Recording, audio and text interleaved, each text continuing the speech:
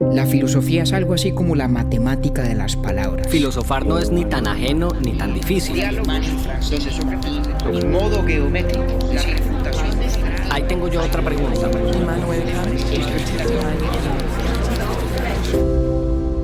Urbi et Orbi, a la ciudad y al mundo. Buenos días, buenas tardes, buenas noches. La principal característica de todo ser viviente es su deseo más primario por seguir viviendo. De otro lado, la certeza racional frente a la culminación de toda existencia trae angustia para ese ser que está empeñado en seguir viviendo. Muy bien, la tensión que existe entre el anhelo de inmortalidad y la conciencia racional de la muerte es a lo que don Miguel de Unamuno describe como el sentimiento trágico de la vida. En parte de su obra, Unamuno explora la agonía de sabernos mortales sin querer serlo, la naturaleza misma de esa inmortalidad que anhelamos y la necesidad de crear a Dios para que nos la garantice. Para desarrollar todo lo anterior, hoy les presentamos Unamuno el Inmortal.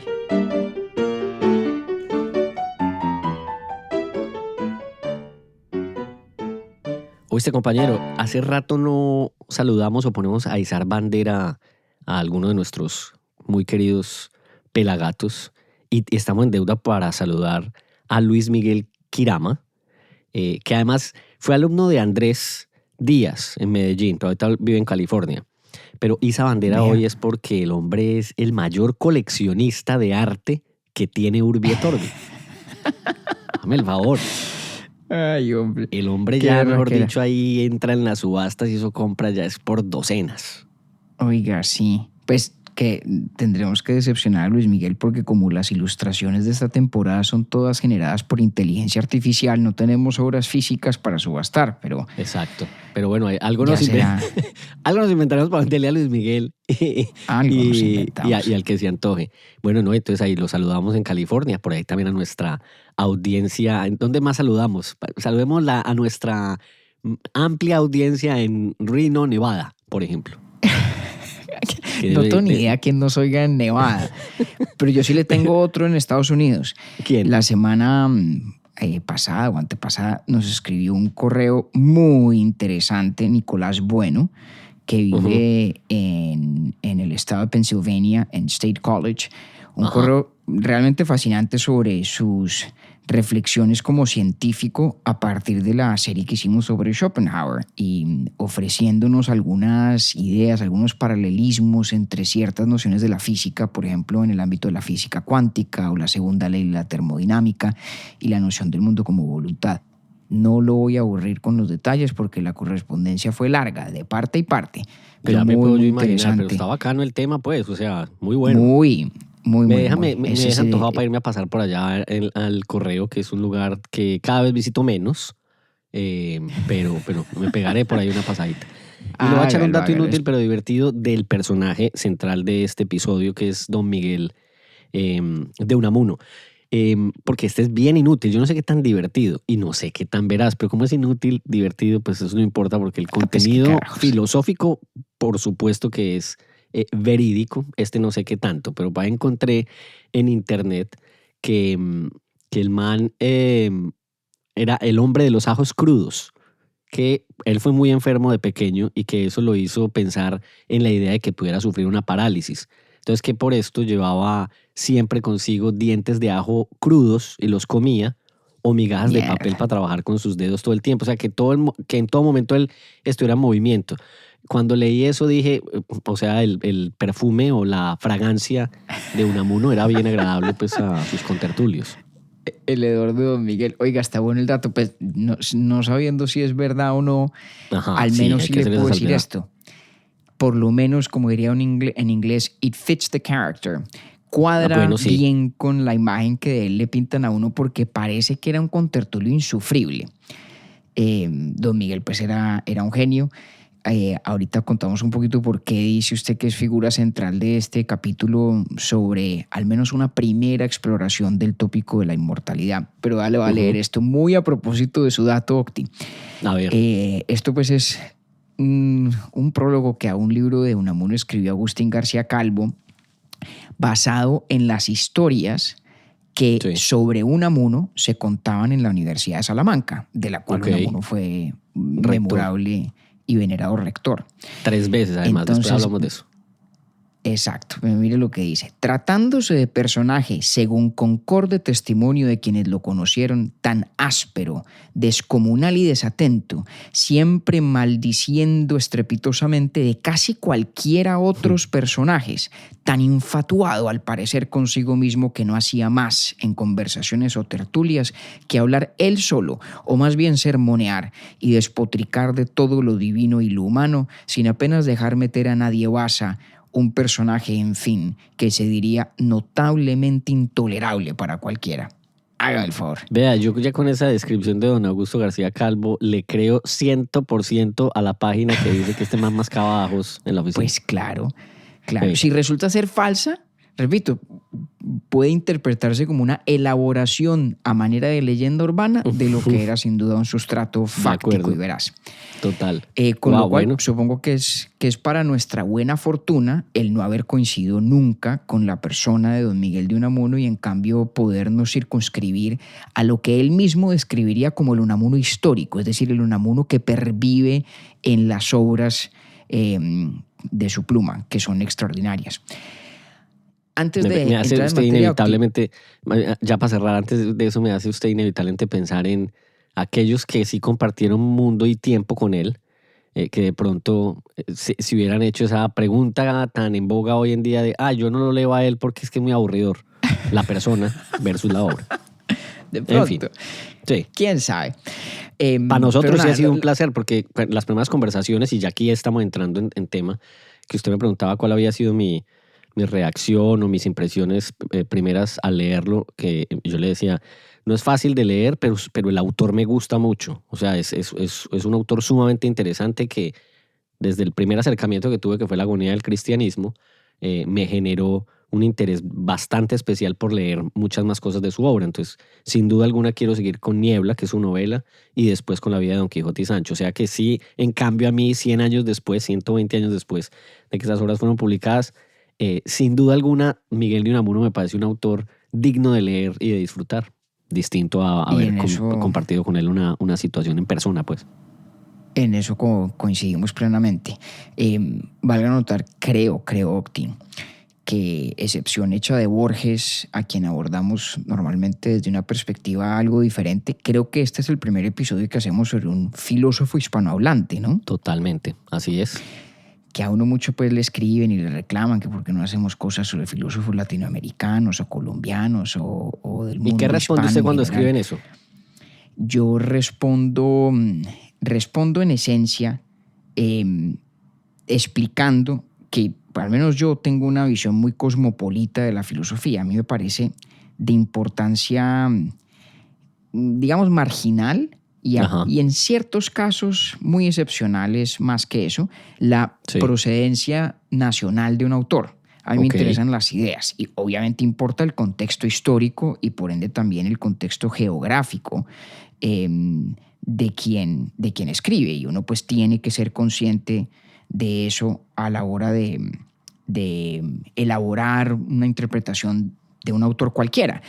Pero no me parece que alguien se nos recomiende como filósofo en virtud de su nacionalidad. Se recomienda como filósofo en virtud de sus ideas y del peso que ellas tienen.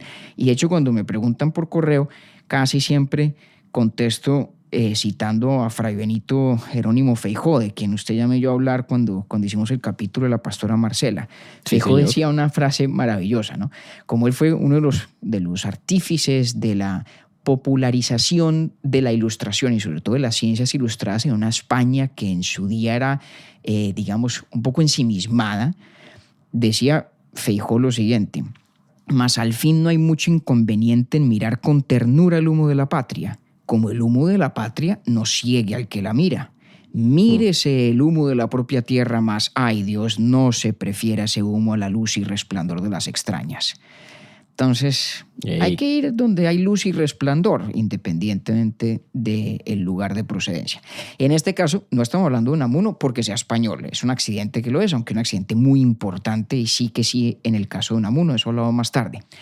Pero entonces, ¿por qué ¿por qué hablando sobre la inmortalidad, Octi, le propuse que lo hiciéramos por vía Don Miguel? Déjeme, le propongo una primera aproximación. Okay. Nosotros hicimos hace rato un capítulo sobre la muerte. Sí, señor. Un capítulo en el que hablamos sobre la importancia de la muerte para la vida misma y donde me atreví yo a ofrecer una perspectiva un poco más personal, idiosincrática, acerca de la debida ponderación de la muerte y su lugar en nuestra noción de la existencia y su valor. Uh-huh. Y no hemos hecho nunca, digamos, un recorrido detenido por las ideas de quienes creen que la muerte es un verdadero problema. Es cierto. Y ese es el caso de Don Miguel de Unamuno. Así como Camus, por ejemplo, en el mito de Sísifo decía que el suicidio es la única pregunta filosóficamente importante, lo propio dice Don Miguel de Unamuno. Le voy a leer una cosita muy breve de su libro central sobre este tema, que es del sentimiento trágico de la vida. Dice, quiero decir del único problema vital, del que más a las entrañas nos llega, del problema de nuestro destino individual y personal, de la inmortalidad del alma.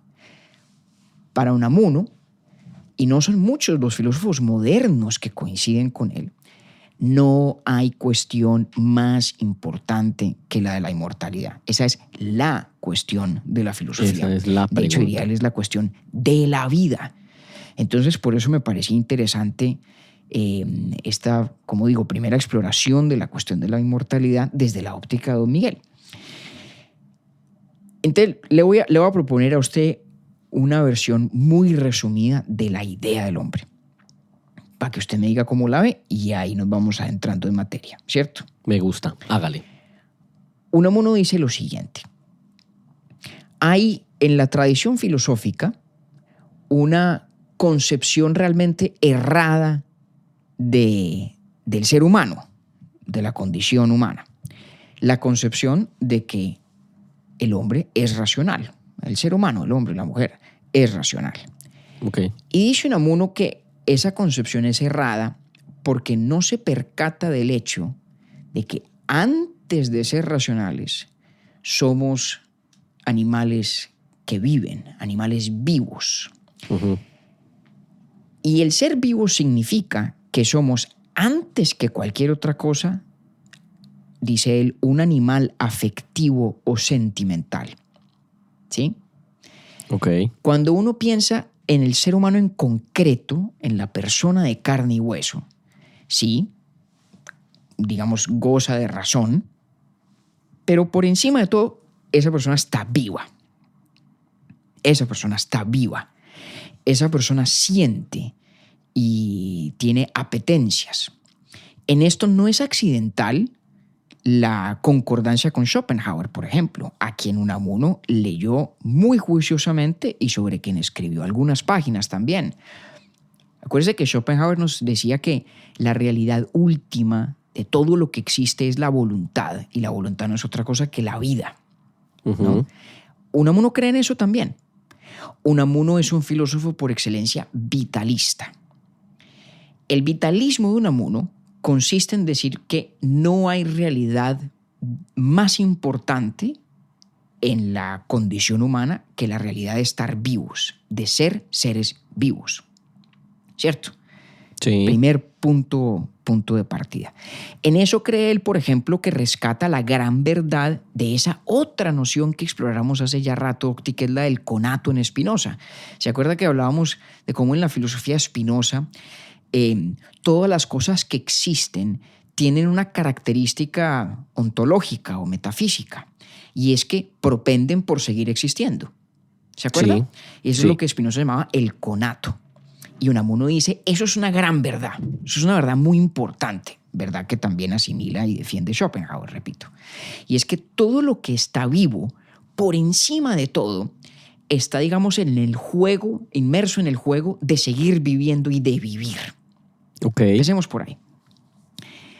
Todo depende de la realidad de lo vital, del estar vivos, ¿cierto? Y respecto de esa realidad vital del estar vivos, la razón juega un rol subsidiario y es secundaria. Y él, por ejemplo, tiene un juego muy, muy simpático en el que dice que Descartes con ese argumento del cogito ergo sum, ¿se acuerdan? Gracias a Dios. O sea, yo estaba espantado que usted me tirara eso, pues lo tenía en la punta de la lengua. Yo decía, pero entonces este man aquí- Cuénteme, ¿por qué? ¿Por qué le vino, No. ¿por qué le vino a la mente? Porque pues si Unamuno está planteando eso, yo desde inmediatamente lo primero que pensé fue en cogito ergo sum. Claro. Entonces yo decía, bueno, claro. entonces va en contra de lo que dice Descartes, porque para Descartes esa sería una verdad Explícitamente. a medias, o cómo es la vaina. Explícitamente en contra. A ver, de una manera un poco juguetona. Obviamente Descartes nunca dice que uno primero tiene razón y luego tiene vida. Eso no es el argumento de Descartes. El argumento de Sí, Descartes hasta ahí, es que desde hasta el ahí punto de estoy, vista- digamos que hasta ahí yo no me he enredado, pero Sí, a ver, siga ahí, por ese no favor. es el argumento de Descartes, ¿no? Entonces, en justicia con Descartes se trata de un argumento epistemológico, ¿cierto? ¿En virtud de qué puedo conocer que existo o que soy? Pues en virtud del hecho innegable de que estoy pensando. Y no es que existir sea consecuencia del pensar, sino que existir es un presupuesto del pensar. Luego, si pienso, ha de ser que también existo. El argumento de Descartes, repito, es epistemológico. No cuestiona la primacía metafísica de la existencia como hecho fundante de la posibilidad de pensar. Obviamente, si algo Ok. piensa, primero empecé a- habría de existir, ¿cierto? Sí, ahí lo empecé a separar, además porque me acuerdo que usted en ese episodio me hacía una aclaración que me ayudó mucho en ese momento y fue, no es tanto pienso luego existo, sino pienso por lo tanto existo. Exactamente. Ok, Es una asociación lógica, no una asociación causal, ¿cierto? Vale, Bueno, vale. Gracias. Pero porque ahí sí muy- me muy desenredó juguetona- usted el mapa. claro, pero muy juguetonamente Unamuno no va a criticar el argumento estricto de Descartes. Lo que critica es un poco la antropología moderna que tiene el tufo cartesiano y que pone el cogito, el pensar, en un lugar de preeminencia. Ya. Y dice, muy irónicamente, como es su estilo Unamuno, que el argumento correcto ha de ser sum ergo cogito. Es en virtud de que soy, de que existo, que puedo pensar. Y cuando él dice, en virtud de que soy y de que existo, quiere decir una específica manera de existir, que es la de existir con vida. Es el existir vital. Entonces existo, por lo tanto pienso. Y para ser más exactos, existo como una forma de existencia que está viva, por lo tanto pienso. La vida, no la mera existencia, es el verdadero supuesto de la posibilidad del pensar, ¿cierto? Sí. Entonces lo que él dice, mire, vámonos a lo fundamental, Cuando los filósofos se ponen a discurrir sobre la verdad, ¿cierto?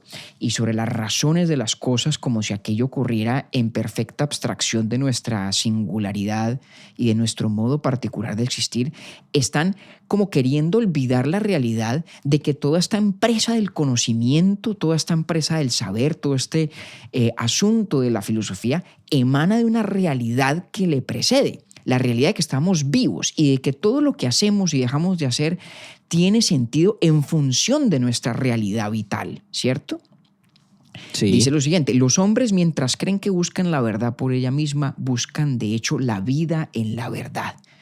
Ok. Es porque somos vivos, porque somos seres vivos, que la empresa del conocer tiene siquiera sentido. Y esta es una tesis muy poderosa.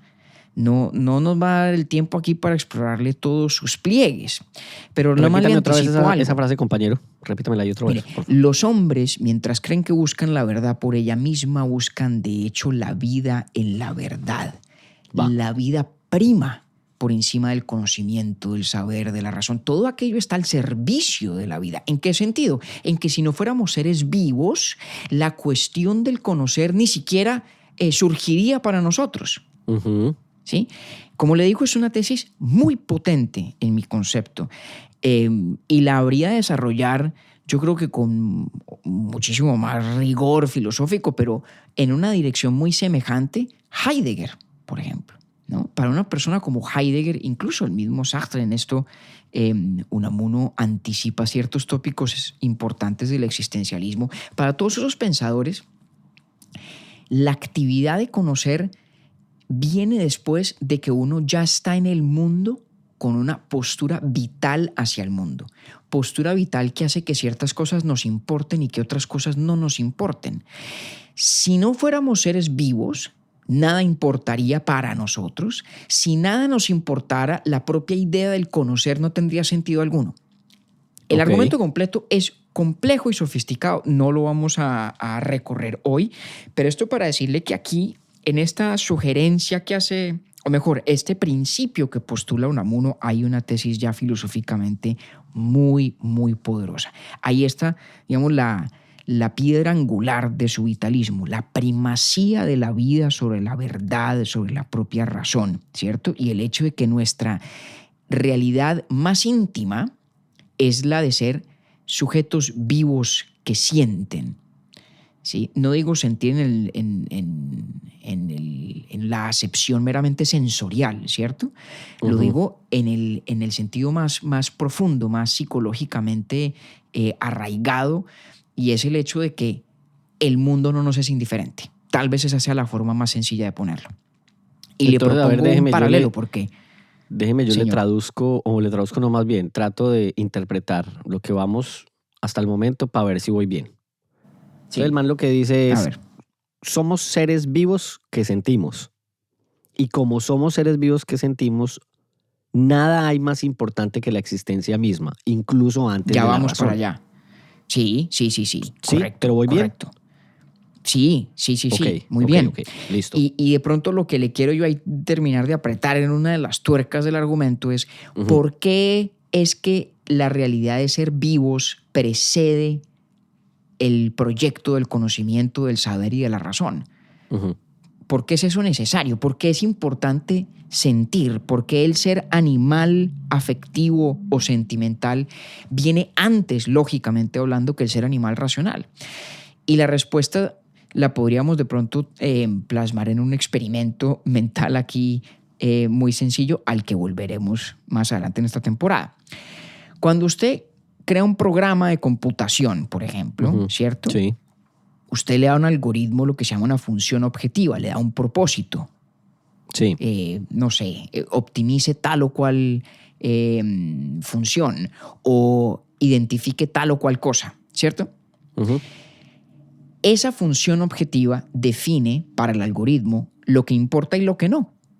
Cualquier trozo de información del mundo que no tenga relevancia a la luz de esa función objetiva es indiferente en lo que al algoritmo concierne.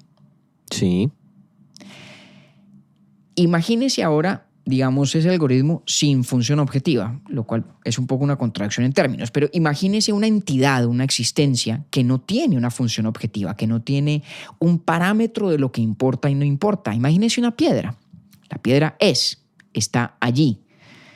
La piedra no tiene una postura frente al mundo, no tiene una perspectiva. El mundo le es plenamente indiferente. La piedra no está viva. Que es otra forma de decir que la condición vital, el estar vivos, es precisamente el no sernos indiferente del mundo. Y el conocimiento solamente tiene sentido, solamente surge como una cuestión porque el mundo no nos es indiferente. Ok, perfecto. Para la piedra no surge la cuestión del saber, de la verdad, del conocer, independientemente de la que la piedra no tenga la capacidad cognitiva.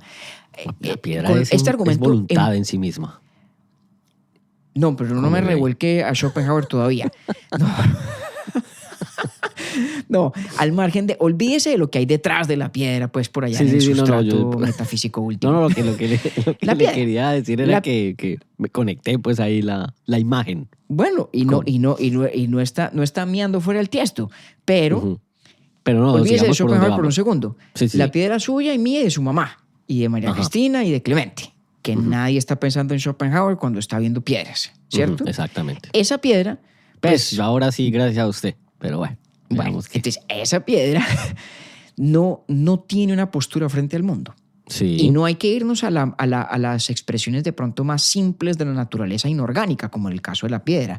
Podríamos irnos a otras de pronto un poquito más complejas en su configuración.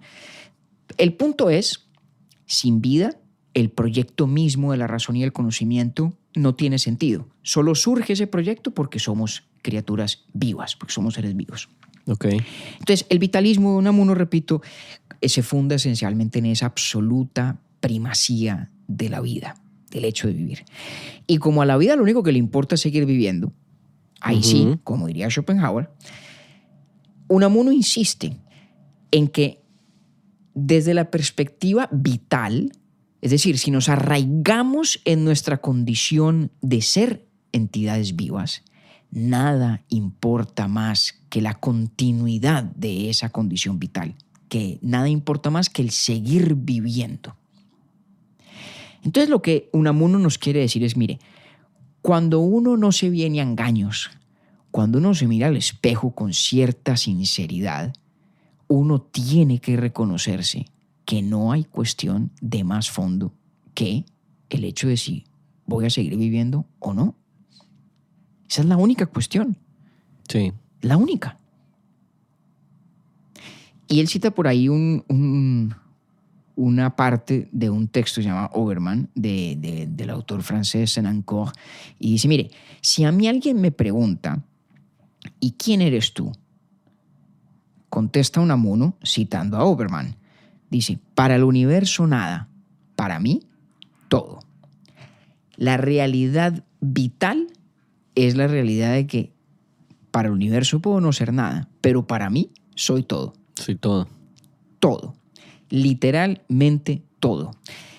Las cosas tienen sentido, tienen propósito, solamente en función de que yo esté allí. Claro, en cuya relación conmigo. Exactamente. Me parece que por eso no se equivoca del todo Fernando Savater cuando por ahí en algún ensayo sobre Unamuno dice que la filosofía de Unamuno es una especie de narcisismo trascendental, es una absoluta obsesión con el yo llevada a las máximas expresiones filosóficas. De nuevo, cosa que coincide bastante bien con la descripción que nos hacen de él como contertulio, ¿no? Sí, sí. Y lo que Unamuno quiere decirnos es, pero es que todos somos ese narcisismo. Si somos suficientemente francos, si somos suficientemente sinceros con nosotros mismos, hemos de reconocernos ese narcisismo íntimo, a veces mejor maquillado o escondido, otras veces menos. Y de hecho, parte de lo que hace en ese libro, El sentimiento trágico de la vida, Unamuno, es tratar de motivarnos a percibir en la obra de muchísimos filósofos una especie de sublimación de ese narcisismo. Entonces dice cosas como, por ejemplo, ¿por qué Kant escribió la crítica a la razón práctica? Con un único fin, con llegar a concluir que Dios existe para que Dios le garantice su propia inmortalidad. ¿O por qué escribió Spinoza la ética? Que Unamuno describe en alguna parte como un desesperado poema elegiático, ¿no? Spinoza la escribe para darse el consuelo de que seguirá existiendo como uno de los modos, de los atributos infinitos de un Dios del cual es eso mismo, ¿no? La expresión de uno de sus atributos. Y entonces dice, mire, todas las filosofías en el fondo son sublimaciones de un sentimiento íntimo y ningún sentimiento más íntimo, más arraigado, más inevitable que el anhelo de inmortalidad, el anhelo de inmortalidad, ¿sí? Entonces, si usted va juntando aquí elementos, ¿cierto? Hay una tesis que yo caracterizaría como una antropología filosófica, una doctrina sobre qué significa ser humano. La tesis en antropología filosófica de Unamuno es su vitalismo. La realidad humana más importante es el hecho de estar vivos. Vale. Hay luego una tesis que podríamos llamar conceptual, y es decir, ¿qué significa estar vivos? Estar vivo significa ese afán de seguir viviendo. El conato de Spinoza, la idea misma de la voluntad de Schopenhauer, cuyo único fin es seguir siendo y seguir siendo voluntad, ¿cierto? Sí. Y hay también un argumento psicológico, y es decir, si todos fuéramos suficientemente sinceros y suficientemente introspectivos, todos descubriríamos en nuestra propia psiquis la realidad de ese anhelo por seguir existiendo, que es el anhelo de inmortalidad. Y entonces, que hasta recuerdo, ¿sabe a quién recuerdo también? A Platón cuando habla de Eros. Una cosa muy distinta, pero al final es lo que dice. Pero claro, sí, que usted va a anhelar, incluso lo que tiene ahora, quiere anhela tenerlo después también. Claro, Usted no sabe si lo va a tener claro. mañana. Y de hecho, Unamuno tiene muchas cosas para decir sobre el amor. El amor es una expresión práctica del anhelo de inmortalidad. El que ama quiere fundirse en el otro, quiere eternizarse en el otro. El concepto, digamos, de la perpetuación de la especie a través de la consumación física o sexual del amor es una expresión del anhelo de inmortalidad, ¿no? Sí. ¿Sabe qué también es una expresión del anhelo de inmortalidad para Unamuno? Escribir cosas, publicar cosas, hacer podcasts. Sí. Todo eso delata el anhelo de inmortalidad. Sí. Toda esta noción de la posteridad, del vivir en la memoria de otros, que para Unamuno es un consuelo chimbo, de cara a lo que realmente entraña el anhelo de inmortalidad, es, no obstante, una delación de ese anhelo mismo. Lo revela en la praxis. Puede que uno no lo vea así, puede que uno no lo piense conscientemente así, pero es su fuente última, ¿no? Entonces, Unamuno dice, mire, no nos vengamos a engaños. Esa es la realidad. Estar vivos es estar inmersos en ese anhelo de inmortalidad. Pero todo en su debido punto. Claro que sí somos también seres racionales. Sí, tenemos razón, tenemos conciencia. Y dice Unamuno, tenemos la enfermedad de la conciencia. Idea que importa de Nietzsche. Tenemos la enfermedad de la conciencia y tenemos razón. ¿Y qué dice la razón sobre esta cuestión de la inmortalidad? ¿Cierto? Entonces Unamuno dice, mire, la razón se inventa ciertos sustitutos o ciertas maneras de suplir, en teoría, el anhelo de inmortalidad. Uno es esa suerte de panteísmo de Spinoza, otro es el eterno retorno de Nietzsche, otro es el afán pues, de ser recordados por la posteridad, etcétera, etcétera, etcétera. Pero resulta que el anhelo de inmortalidad es muy específico para Unamuno. El anhelo de inmortalidad no es que algo continúe existiendo por siempre que tenga alguna relación conmigo. No, el anhelo de inmortalidad es que yo siga existiendo. Yo, absolutamente yo. ¿Usted se acuerda que hemos hablado, por ejemplo, del problema de si uno fuera inmortal, ¿cierto? Si las almas efectivamente sobrevivieran al cuerpo, pero el cuerpo es parte de lo que les da individualidad, ¿cómo serían esas almas incorpóreas, esas almas ya no encarnadas, desligadas del cuerpo? ¿Sería mi alma? ¿Sería una continuidad de quien yo soy? Y ahí surgen unas preguntas muy interesantes, ¿cierto? Porque usted podría imaginarse una cantidad de versiones de la inmortalidad en las cuales lo que es inmortal es algo que guarda relación conmigo, pero no es estrictamente hablando yo. Entendido. Por allá. Hace Sí. rato, me parece ya años, Octi, ¿se acuerda cuando hablamos de la filosofía islámica medieval? Y surgía precisamente este problema. Y es que si lo que hace que un alma sea distinta de otra es en parte el hecho de que está encarnada en este cuerpo y no en aquel, ¿cierto? Si los cuerpos ayudan a individuar las almas o a individualizar las almas, a distinguirlas unas de las otras, en la vida después de la muerte, donde no hay cuerpos, ¿cómo se distingue un alma de la otra? Entonces, ¿qué significa decir que su alma sobrevive a la muerte o que la mía sobrevive a la muerte? Sí. Unamuno dice, no, es que no nos podemos engañar. La única inmortalidad que interesa es la mía. La mía. Propia. La propia. Ahí, por eso es que Sabater me parece que da en el clavo cuando habla de narcisismo trascendental. Muy buena esa definición de él. Es narcisismo trascendental. A Unamuno le interesa que Miguel de Unamuno, rector de Salamanca, autor de Niebla, de Amor y de Pedagogía, etc., que ese Unamuno sobreviva y perviva. Eso es lo que le interesa. La inmortalidad hiperindividualizada, personalizada, diríamos. ¿Sí? Y entonces volvamos a la pregunta. ¿Qué dice la razón acerca de ese anhelo? Y aquí Unamuno también es muy franco. La razón dice que ese anhelo es absurdo, que ese anhelo es imposible. Que es absurdo. Que eso no tiene ninguna lógica. La razón, puesta a examinar la cuestión, entra en conflicto directo con el anhelo de inmortalidad. La razón, dice Unamuno, tiene por consecuencia última el suicidio. Vuelve y resuena ese tópico en Camus, ¿no? Sí. ¿Por qué? Pues porque la razón al final lo que llega a decir es que la muerte es efectivamente definitiva, final y perentoria. Sí. Y que cualquier noción de que algo va después de la muerte, pues es una noción de consuelo que no resiste análisis cuando el anhelo de inmortalidad es el anhelo de la inmortalidad de la persona. Uno oye decir, por ejemplo, a la gente, seguramente a usted le ha pasado, Octi, que hay mucha gente que dice, no, que yo creo en la energía. Digamos que pues, cualquiera que sepa que pues, una cosa elemental de la teoría de la relatividad de Einstein, pues tiene que estar de acuerdo, porque todo es energía. Bien. Sí.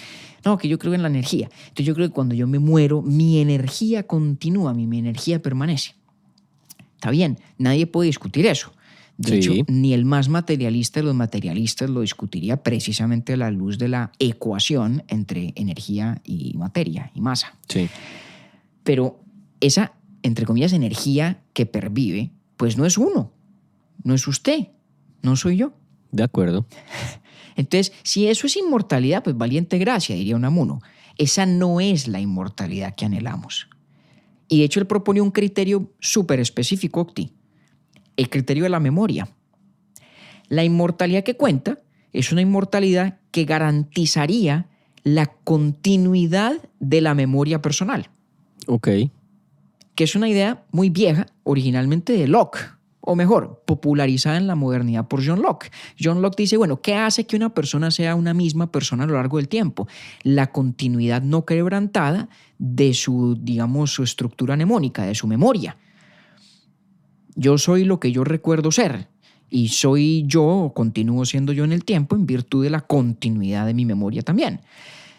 Aplique ese criterio a esa idea, pues, algo difundida de la energía, ¿no? De que uno permanece o uno sigue en el universo de alguna manera vuelto energía. Pues obviamente esa idea no pasa el test de la memoria, de la continuidad de la memoria. Luego no pasa tampoco el test de la inmortalidad personal, que es la que le interesa a Unamuno. De Unamuno, ajá. Sí, ahí no hay gracia alguna. Entonces, volvamos a recoger como las piezas aquí por favor, del rompecabezas. A una antropología filosófica vitalista, la realidad vital esencial es la vida misma. Mejor, la realidad humana esencial es su condición vital. Conceptualmente eso significa que el estar vivos no es otra cosa que el querer perpetuarnos en la existencia vital. Estar vivo es querer seguir viviendo, ¿no? Sí.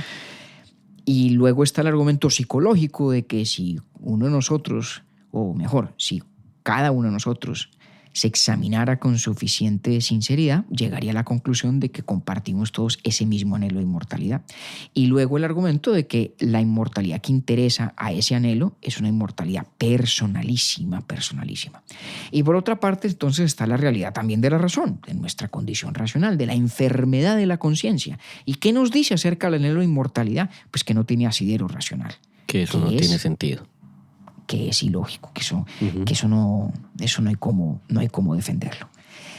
Y entonces eso conduce precisamente a lo que ahí sí llama Unamuno el sentimiento trágico de la vida. Okay. El sentimiento trágico de la vida es el conflicto sin solución posible entre un anhelo de inmortalidad personal del que no me puedo despojar y un juicio perentorio de la razón que lo tilda de infundado. Ese conflicto, esa tragedia sin solución, quiero ser inmortal, sé, racionalmente hablando, que no tiene sentido esa esperanza porque no hay cabida para ella en el esquema de saber del mundo. Ese conflicto no tiene cómo resolverse. No tiene cómo resolverse. Y el sentimiento trágico de la vida es la conciencia de ese conflicto.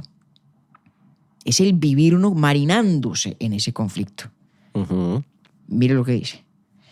Por cualquier lado que la cosa se mire, siempre resulta que la razón se pone enfrente de ese nuestro anhelo de inmortalidad personal y nos le contradice. Y es que, en rigor, la razón es enemiga de la vida. Es una cosa terrible la inteligencia. Tiende a la muerte. La identidad que es la muerte es la aspiración del intelecto. La mente busca lo muerto, pues lo vivo se le escapa. Quiere cuajar en témpanos la corriente fugitiva. Quiere fijarla. ¿Cómo pues va a abrirse la razón a la revelación de la vida? Es un trágico combate. Es el fondo de la tragedia. El combate de la vida con la razón. ¿Y la verdad? ¿Se vive o se comprende? Mira el dilema que está proponiendo Unamuno. Y por eso, hablando con usted hace un rato, le decía yo que tal vez la aproximación de Unamuno a la inmortalidad es el volcar a la filosofía contra sí misma. Es hacer de la filosofía su propia peor enemiga. Es el examen racional que hace él mismo de la condición humana en esa antropología filosófica que conduce al vitalismo, lo que en últimas lo lleva a destacar el conflicto entre la vida y la razón, plasmado precisamente en el anhelo de inmortalidad que no encuentra fundamento en nuestro conocimiento del mundo. Entonces, digamos, la filosofía se revela, o la razón se revela en últimas como contradictoria consigo misma. Me encanta eso, es porque mientras usted me estaba leyendo el texto de Unamuno, pensaba claro, hay una confrontación permanente que me queda clara. Además es bien interesante cómo en cada individuo la intensidad puede cambiar. Para el final del día el conflicto sigue siendo el mismo. Probablemente el deseo de inmortalidad en unos pueda ser más fuerte y probablemente en otros, en cambio, lo más fuerte es la razón que niega ese anhelo existencial genuino. Pero aún así también el conflicto siempre será el mismo.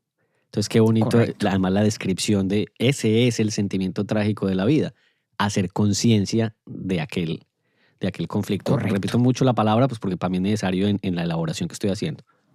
No, y es la palabra correcta. Entonces dirá uno, bueno, ¿y en qué quedamos pues? Ajá. Listo, estoy en el sentimiento trágico de la vida, estoy en lo que el propio Unamuno llama el fondo del abismo. Ok. He leído a Unamuno, he hecho plena conciencia de que sí, en efecto, me define como nos define a todos un anhelo íntimo de inmortalidad personal, no cualquier inmortalidad de mi yo, de quien yo hoy soy. Y a la vez la razón me dice que ese anhelo carece de todo fundamento. Uh-huh. ¿Y qué hago yo ahí? Y aquí es, digamos, la voltereta fundamental de Unamuno. Y es que como la filosofía se ha vuelto contra sí misma, ¿cierto? Como sí. Lo que estamos es develando un conflicto entre la razón y la vida, entre lo que se cree y lo que se quiere creer, no hay juez. No hay juez acá. No hay un tercer criterio al que apelar. ¿Ahí me quedo o qué? El criterio racional pues no procede, ¿no? Porque la razón está es tirando parte. para su lado, pero está lo otro también. Pues perdóneme, nemo iudex, el principio del derecho tan importante, ¿no? No puede ser juez quien es parte. Uh-huh. La razón es parte. Pero Ajá. El argumento no es en el fondo ese del todo, porque acuérdese que estas no son partes iguales. Por eso empezamos por donde empezamos. La razón y el afán vital, el anhelo de vivir y de seguir viviendo, no están a la par. Acuérdese lo que dijimos. Sum ergo cogito. Primero animal que siente, animal afectivo y sentimental, antes que animal racional. Entonces, puestas estas dos partes en disputa, no habiendo recurso a la razón como juez por el hecho de que es parte en la disputa, ¿por qué no ha de haber recurso entonces a la vida y a la voluntad misma que precede a la razón, que tiene cierta ascendencia jerárquica en la propia antropología filosófica de Unamuno sobre la razón misma? Y efectivamente, para allá es donde va el hombre. Y mire lo que dice, que esto es una cosa realmente muy bella, porque Unamuno, valga decir, es un prosista extraordinario. Trágico hado sin duda el de tener que cimentar en la movediza y deleznable piedra del deseo de inmortalidad la afirmación de esta, ¿no? ¿Qué quisiéramos todos? Que a la luz de nuestro anhelo de inmortalidad pudiéramos afirmarla, esa inmortalidad personal, desde la razón también. ¡Qué dicha Claro. sería! ¿No? He ahí la empresa de Kant en la crítica de la razón práctica, he ahí la empresa de la escolástica toda. Por eso es que la fe se volcó a la filosofía, para ver cómo reconciliaba estas partes en disputa, para decir, no, aquí todos coincidimos. El anhelo de inmortalidad no es solo anhelo, sino verdad también. Vuelvo y lo leo. Trágico hado sin duda el de tener que cimentar en la movediza y deleznable piedra del deseo de inmortalidad la afirmación de esta. Pero torpeza grande condenar el anhelo por creer probado sin probarlo que no sea conseguidero. ¿Qué sueño? Dejadme soñar. Si ese sueño es mi vida, no me despertéis de él. Creo en el inmortal origen de este anhelo de inmortalidad que es la sustancia misma de mi alma. ¿Y para qué quieres ser inmortal? Me preguntas. ¿Para qué? No entiendo la pregunta, francamente, porque es preguntar la razón de la razón, el fin del fin, el principio del principio. Miércoles. Acá, entonces, mire lo importante de esto. Sí es en efecto cierta la tesis o la doctrina esencial del vitalismo de que nuestra realidad antropológica por excelencia es la vida. La vida está exenta de justificación. No es cosa que requiera justificación. Sí, la pregunta de, ¿y para qué estar vivo? Es una pregunta absurda, estrictamente hablando para Unamuno. Porque cualquier posible respuesta es una respuesta en función de valores o puntos de relevancia o perspectivas que a su vez solamente tienen validez porque estamos vivos. La vida es autojustificante. Se justifica a sí misma. Por eso él dice que es absurdo preguntar ¿para qué el anhelo de inmortalidad? ¿Cómo así que para qué? Es que el anhelo de inmortalidad es la condición de estar vivo. Y si me pregunta ¿para qué estar vivo? Usted está jugando un mero juego de palabras. Esa pregunta no es inteligible cuando se la examina rigurosamente, porque no habría ninguna respuesta que no fuera circular. A cualquier respuesta posible tendríamos que añadir la glosa, ¿no? Que el criterio de importancia está fundado en el hecho de que uno está vivo. Sí. ¿No? La pregunta del ¿para qué? Dicho de otra forma, es una pregunta de quien vive. Entonces, preguntar el ¿para qué de estar vivo? Es preguntar sobre el fundamento de los fundamentos. Por eso, me parece que Unamuno lo dice muy bien. Es preguntar la razón de la razón, el fin del fin, el principio del principio. Entonces, no cabe en realidad cuestionar el anhelo de inmortalidad. Claro, la razón cuestiona si es verdad que somos inmortales o podemos serlo. Vale, está bien. Pero el anhelo como tal está exento de todo cuestionamiento racional. Y como ese anhelo es lo que significa estar vivo y como estar vivo precede el ser racionales, pues sepa usted, señor, que aquí lo único que hay que hacer es dejadme soñar. Si la razón me dice que estoy soñando, pues bien, he de seguir soñando. Dejadme soñar si ese sueño es mi vida, no me despertéis de él. Dejadme sano, diría. Dejadme sano. Si Unamuno hubiera sido paisa y montañero, dejadme sano. Tal cual. ¿Ah? Fíjese, esto es el harakiri de la filosofía. Sí. Es un ejercicio filosófico el escudriñar esta cuestión del sentimiento trágico, este conflicto, ¿cierto? Eso es lo que hace la filosofía para llegar a demostrar su propia futilidad o la necesidad vital, repito, de que ella misma deponga sus armas. Y diga, pues sí, si el anhelo de inmortalidad es allende todo cuestionamiento, pues aquí no hay, ni siquiera surge, seriamente hablando, la pregunta de abandonarlo, por absurdo, por infundado, por lo que sea. Y es sobre esa base la validación absoluta del anhelo. Total. Sí. Total, y va al siguiente paso, porque sobre esa misma base, Octi, que Unamuno da, y no uso esta expresión accidentalmente, da el salto a la fe. Y digo da el salto porque esa es la expresión de, en palabras de Unamuno, su hermano Kierkegaard. ¿Cuál es el salto a la fe? Es decir, mire, lo que uno necesita para, digamos, darle algún soporte al anhelo de inmortalidad es un Dios que la garantice. Y la validación de ese anhelo es, en últimas, la validación de Dios. Una validación muy peculiar, porque Unamuno no es que crea en Dios, es que quiere creer en Dios. Mire cómo va casi en meras exclamaciones, en lamentos, la cadena lógica de Unamuno. Estas son palabras de él. Ser siempre, ser sin término, sed de ser más, hambre de Dios, ser de amor eternizante y eterno, ser siempre, ser Dios. Es así como el man... Perdón. No, diga. Ese era el pedacito que le quería leer. Ya, no, que le iba a preguntar que es así entonces como él resuelve esa crisis de fe tan conocida. Claro. Suya, pues, personal. Ahora resuelve, ahí es donde está la discusión. ¿Termina Unamuno en algo que de verdad podamos llamar fe? ¿O es, como dice Sabater, un muy peculiar, pero muy marcado ateísmo? Ya. ¿No? Porque Unamuno no es que crea en Dios, es que quiere creer en Dios. Y le parece que lo importante es querer creer en Dios. Porque quien no quiere creer en Dios está renunciando a lo único que puede en última soportar el anhelo de inmortalidad en esa dinámica del sentimiento trágico. Y por eso, digamos, para él toda esta idea del sentimiento trágico tiene una relación muy estrecha con el cristianismo y más específicamente con el catolicismo. Y termina Unamuno haciendo una especie de reivindicación del catolicismo, además del catolicismo español y del catolicismo jesuita incluso, para más veras.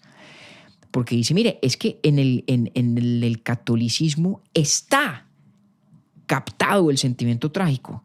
La disputa entre el anhelo de inmortalidad y la razón, que es todo el esfuerzo de la escolástica, esfuerzo vano, en opinión del propio Unamuno. Pero lo más importante es que en el cristianismo está plasmado el gran escándalo, dice Unamuno, de un Dios que sufre y que muere. Es algo así como si la imagen del Dios cristiano es lo que todos nosotros quisiéramos ser para convalidar el anhelo de inmortalidad. Porque el Dios cristiano es persona, ¿no? A diferencia, por ejemplo, de la voluntad de Schopenhauer. El Dios cristiano es persona. Es individualísimo, como individual es usted, como individual soy yo, al menos en la doctrina. Es persona, sufre como usted y como yo, que es lo mismo que decir que está vivo. Es un Dios vivo. Es un Dios que muere, pero es un Dios que vive en muriendo. Y por tanto garantiza también mi inmortalidad. Claro. El Dios católico, para Unamuno, es la proyección, la idealización de aquello que el anhelo de inmortalidad más quiere. Aquello que el anhelo de inmortalidad más quiere. Por eso, en esa frasecita tan densa que le leía, termina diciendo ser siempre, ser Dios. Y Unamuno habla sin tapujos de cómo del sentimiento trágico de la vida emerge la creación de Dios. El hombre crea a Dios. Y por eso es tan cuidadoso de insistir en querer creer en Dios, más que en creer en Dios. ¿Ya? Sí. Y tampoco ignora Unamuno que está jugando en una frontera muy peculiar, muy suya, también de otros, pero muy característicamente suya, entre el más rancio catolicismo y el más descarnado ateísmo. Tienen por ahí una parte donde se refiere al poeta Leopardi como este ateo cristiano. Y yo creo que hace la alusión muy consciente de que podría aplicársele a él también. Peculiar inmortalidad la de Unamuno, ¿no? Pero absolutamente. Okay, no, pero me encantó el cómo llegamos y hasta dónde lo hicimos. Es que es muy una bacano. berraquera, ¿sí o no? Sí. Es una maravilla. Mire, le voy a leer nomás un pedacito de lo que dice de Dios. Es el furioso anhelo de dar finalidad al universo, de hacerle consciente impersonal lo que nos ha llevado a creer en Dios, a querer que haya Dios, a crear a Dios, en una palabra.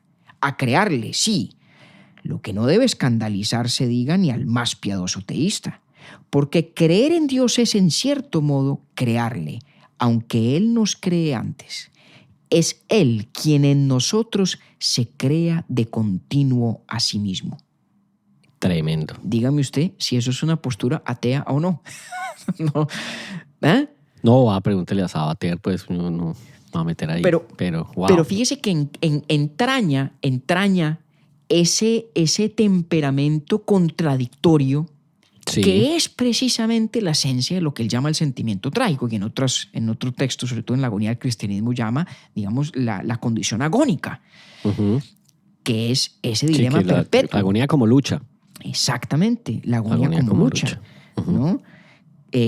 Donde, dice él mismo, sin victoria ni esperanza de ella, Uh-huh. vive uno ahí inmerso en la contradicción. Entonces, como para recoger las cosas, Octi, si uno presta atención a esto que propone Unamuno, hay un desafío muy serio a la tesis o al, digamos, para hablar en su idioma, al sentimiento que plasmamos en nuestro capítulo sobre la muerte. El desafío de que todo lo que entonces dijimos es una especie de bálsamo, una especie de paliativo para hacernos olvidar el irrefutable anhelo de inmortalidad de que estamos plagados, usted y yo y todos los demás. Sí. Unamuno oiría ese capítulo sobre la muerte y diría, pobrecillos, echándose cuentos, viniéndose a engaños, cuando ellos, como todos, adolecen del mismo anhelo de inmortalidad. Y para más prueba, ahí están, grabándose, hablando de ello y publicándolo, poniendo su pluma, como quien confiesa querer continuar su memoria por interpuesta persona, es decir, en la de los oyentes y en la de la posteridad. Unamuno yo creo que miraría con ternura y cierto desdén ese capítulo. Hay un desafío serio ahí, un desafío serio. La otra cara del desafío es ¿a qué costo? Porque el costo que propone Unamuno es el de una especie de irracionalismo, antirracionalismo a rajatabla. Dicho por él mismo, ¿no? Esa fe unamuniana que emerge de la contradicción es una fe, esto es un vocablo de Unamuno, contrarracional, ni siquiera irracional, contrarracional. ¿Y qué tanto puede uno pagar ese costo? Es buena pregunta. Sí. ¿Y qué tanto su propia propuesta sobreviva a esa renuncia de la razón? Porque, mal que bien, todo el argumento que nos ha ofrecido el propio Unamuno pues es de carácter racional, desde el primer planteamiento de su antropología filosófica. No es tan sencillo este juego de poner a la razón a jugar contra sí misma o a la filosofía a ocuparse de su propio menoscabo, porque a lo mejor le pasa lo que a veces con las armas de fuego, recula. Y de pronto recula en manos de uno, pero tal vez recula también en manos de Unamuno. Ahí está. Pero lo único yo pensando cierto, mientras por lo usted menos a mi cerraba. juicio- No, cierra usted. Cierra usted que yo voy a decir una No, no. bobada, pero. Digo yo que lo único cierto a mi juicio es que, al menos en virtud de lo que de tanto interés tiene para decirnos sobre la inmortalidad, don Miguel es inmortal, Uh-huh. aun que no sea de la manera que él quería hacerlo, de esa forma personalísima, y le toque pues conformarse con esa paupérrima inmortalidad del recuerdo que la posteridad tiene de uno. Por lo menos en ese campo va bien y merecidamente don Miguel. Qué bonito eso, sí. No, yo estaba pensando a lo largo del episodio que aquel deseo de la inmortalidad propia, un poco paradójico con los 9 hijos que tuvo. Era como algo que seguía pensando mientras íbamos conversando. Pero, pues, Hombre, a ver, yo entiendo el sentido, pero... No, pero lo que usted está diciendo tiene más de fondo de lo que usted mismo sospecha, Octi. Porque, de hecho, no vamos a alargarnos mucho más, pero hay una novela de Unamuno que a mí me encanta que se llama Amor y Pedagogía, que tiene todo que ver con eso. Tiene que ver con la relación padre-hijo, con el afán de los padres de perfeccionarse vicariamente en la persona de los hijos. Y ese tópico, de hecho, es muy cercano al alma de Unamuno, cuya gran crisis espiritual fue precisamente la muerte de un hijo. Sí. Entonces, no está usted, como de costumbre, equivocado en esas asociaciones. Y a veces tiene más razón de la que usted mismo sospecha. Eso sí, usted le garantizo que, que no sospechaba que tenía tanta razón. Le voy a dar un dato que este no es un dato inútil, es un dato bonito de lo que pasó en este episodio. Nosotros grabamos el capítulo sobre la muerte un día antes de su matrimonio, el de matrimonio suyo y María Cristina. ¿Se acuerda? Sí, señor. Y hoy estábamos esperando a que el hijo de ustedes, Clemente, se despertara de la siesta para poder grabar. Sí, por lo visto estos tópicos de vida y muerte están inexorablemente ligados al ritmo de mis propios amores, de mi esposa y de mi hijo. Vea, pues, ahí vamos a ver cuando Clemente tenga 50 o 60 años y escuche estas grabaciones, a ver qué le suscita a él, si vergüenza o afecto o simpatía. Miércoles. Bueno, puestas las cosas en esa perspectiva, lo demás es silencio. Lo demás es silencio, sí, señor. Nos vemos dentro de 15. Muchas gracias. Qué bueno conversar de Don Miguel de Unamuno por primera vez aquí en Urbi et Orbi. Y seguramente no la última. Siempre un placer, Octi. Un abrazo. Esperemos hombre. que no. Urbi et Orbi es producido por Bielo Media, con la música original de Felipe Durán, la coordinación general de Camilo Zuluaga y la dirección creativa de María Cristina Pimiento. Agradecemos especialmente a Luchi y Titín por la voz del cabezote y nuestro logo. Nosotros somos David Zuluaga y Octavio Galvis. Feliz día, feliz tarde o feliz noche.